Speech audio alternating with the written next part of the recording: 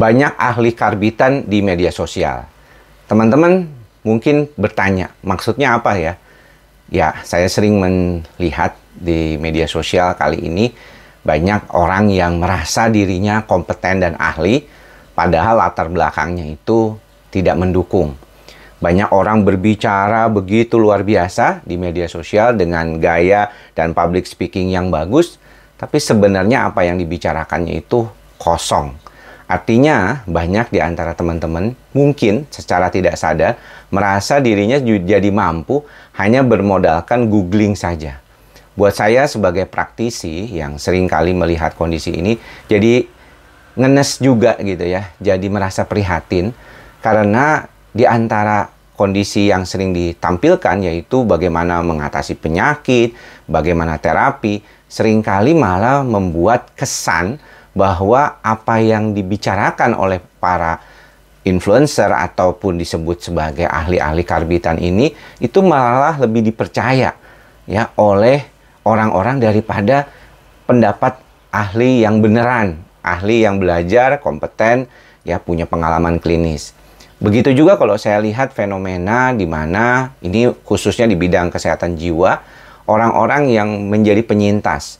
Saya pernah menulis dan kemudian juga membuat video terkait dengan hati-hati sebagai seorang penyintas. Teman-teman bukan berarti lebih ahli dalam penyakit yang Anda alami atau pernah alami tersebut daripada seorang dokter yang mungkin menurut teman-teman dia juga belum pernah kok mengalami depresi, cemas, mana dia tahu daripada saya yang sudah mengalaminya.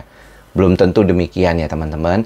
Keilmuan itu tidak seperti itu. Jadi, menjadi penyintas, hati-hati kalau teman-teman merasa, oh diri saya sudah lebih tahu tentang apa yang terjadi. Saya mau bicara tentang hal tersebut di berbagai forum atau di berbagai media sosial.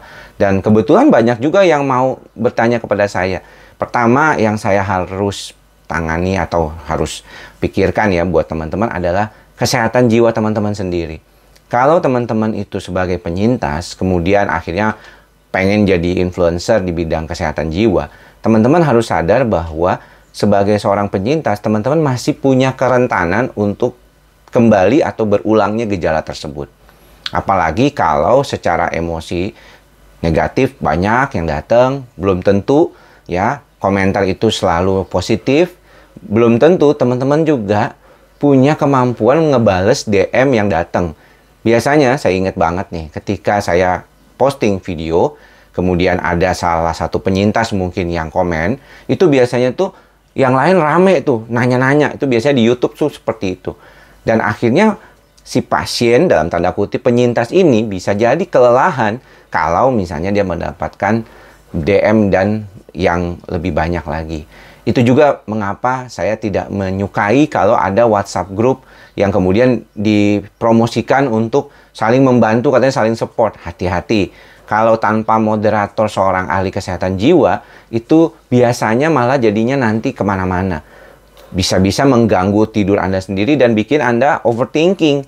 Ya, bahkan ada beberapa pernah kejadian ya, dulu itu jadi sarana buat jualan.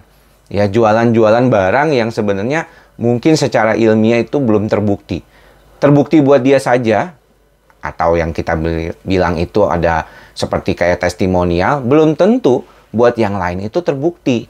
Jadi harus hati-hati ya.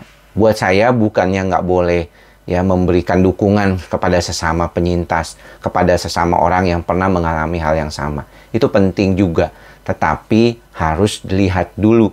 Jaga diri sendiri dulu nomor satu, kemudian lihat apakah pemirsa itu cukup bisa memahami apa yang kita sampaikan. Kalau kita nggak merasa yakin, udah nggak usah. Apalagi jangan sampai fame atau ketenaran itu menjadikan buat kita itu sedikit banyak jadi racun. Karena jangan lupa ya teman-teman, kadang-kadang kita itu lupa. Terjadi terkenal memang kelihatannya enak, tapi banyak tanggung jawab yang terjadi di belakang hal tersebut. Mudah-mudahan teman-teman memahami dan bisa membantu diri teman-teman menjadi lebih baik lagi.